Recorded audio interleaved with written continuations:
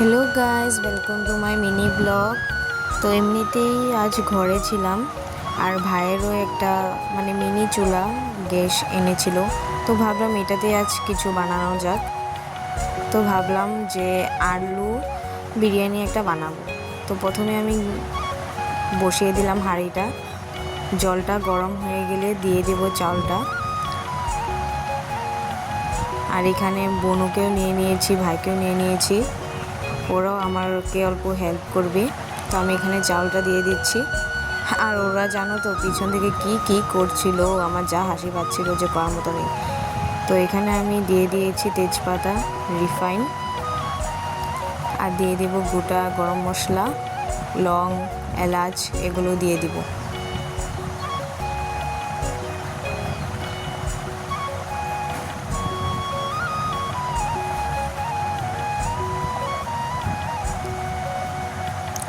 তো এখানে দেখতেই পারছো চালটা প্রায় ফুটে এসেছে। এখন নামিয়ে নেব, 80%ই করবো। এই তো নামিয়ে ফেললাম ভাতটাকে 80% করে। এখন আবার এখানে বসিয়ে দেব কড়াই, এখানে দিয়ে দিব সাদা তেল। কড়াইটা গরম হয়ে গিয়েছে, সাদা তেল দিয়ে দিয়েছি। আর এখানে বেরেস্তার জন্য পেঁয়াজগুলো ভেজে নেব।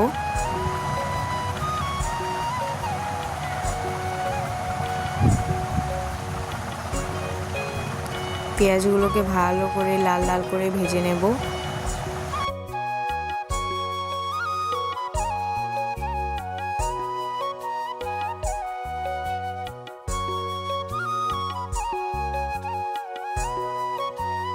আর এই তো পেঁয়াজগুলো ভাজা হয়ে গিয়েছে, এখন নামিয়ে নেব।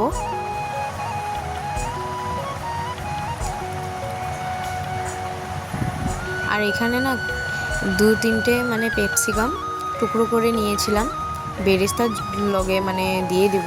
কারণ পেঁয়াজের সঙ্গে এই পেপসিকামটা দিলে না আলাদাই একটা সেন্ট আসে, যেটা বহুত ভালো লাগে। তোমরাও করে দেখো এমনভাবে, বহুত ভালো লাগবে। আর এখানে দিয়ে দিচ্ছি আলুগুলোকে প্রথমে আমি ভেজে নেব। কিছুটা অন্যরকম আমি বানিয়েছি, তোমরাও এমন করে বানিয়ে দেখো, খুবই ভালো লাগবে। এখানে দিয়ে দিচ্ছি নুন, আর দিয়ে দেব হলদি গুঁড়ো। আলুগুলোকে বেশ খানিকটা লাল লাল করে ভেজে নিয়েছি। তো দেখতেই পাচ্ছ ভাজা হয়ে গেছে, এখন নামিয়ে নিচ্ছি। আর এখানে যেহেতু এই হাঁড়িতেই আমি রান্না করছি, কারণ আজ বানাবো হান্ডি আলু বিরিয়ানি।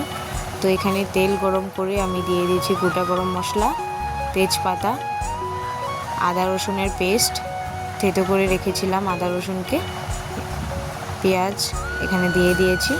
আর এখানে দিয়ে দিয়েছি ধনিয়া গুঁড়ো, এখানে দিয়ে দিচ্ছি জিরে গুঁড়ো, কাশ্মীরি রেড চিলি পাউডার, আর দিয়ে দেব হলুদ। মশলাটাকে ভালো করে কষে নেব।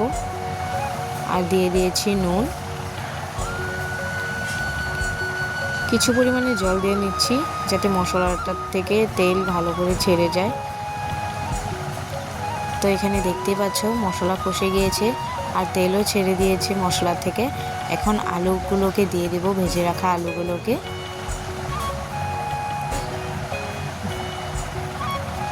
যেমন মাংস বানানো হয় সেম পদ্ধতিতেই আমি বানিয়েছি। এই তো আলুগুলো কষে গিয়েছে, লেগে ধরছে। এখন আমি জল দিয়ে দেব ঝোলের জন্য।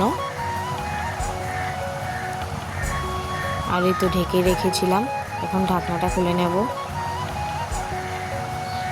হয়ে গিয়েছে প্রায়।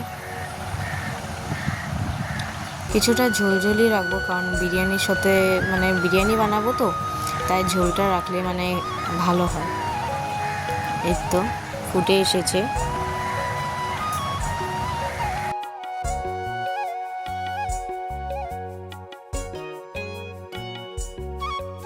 তো এখানে দেখতেই পাচ্ছ হয়ে গিয়েছে, এখন নামিয়ে নেব।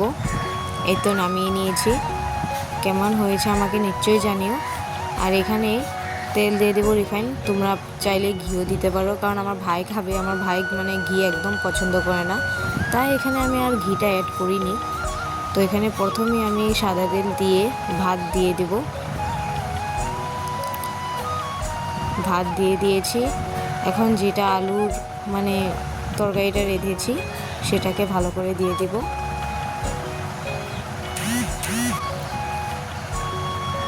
এখন এখানে আমি দিয়ে দিচ্ছি বিরিয়ানি মশলা, আর দিয়ে দিচ্ছি চিনি, আর দিয়ে দিলাম কাজু কিশমিশ, আর দিয়ে দিয়েছি বেরেস্তা যে বানিয়ে রেখেছিলাম আলু আর ক্যাপসিকাম, ওইটাকে দিয়ে দিচ্ছি, আর দিয়ে দেব গোটা গরম মশলা।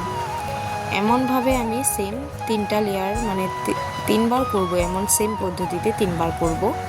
তোমরা চাইলে অল্প নুনও দিতে পারো, আমি অল্প খানিকটা নুন দিয়ে দিয়েছি যাতে খেতে আরও ভালো হয়। তো এখানে আমি এমন 2বার করে নিয়েছি এমন লেয়ার। তো এখানে আবার আরেকবার করছি, আবার তরকারিটা দিয়ে দিচ্ছি ভালো করে।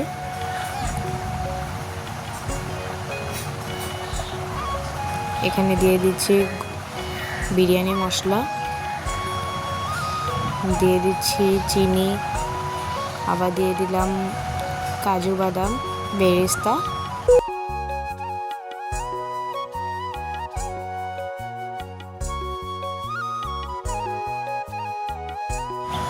এই তো ঢেকে দিলাম। তোমরা চাইলে আটার ডো বানিয়ে সাইড থেকে দিতে পারো, কিন্তু আমি ভালো করে লাগিয়ে বসিয়ে দিয়েছি।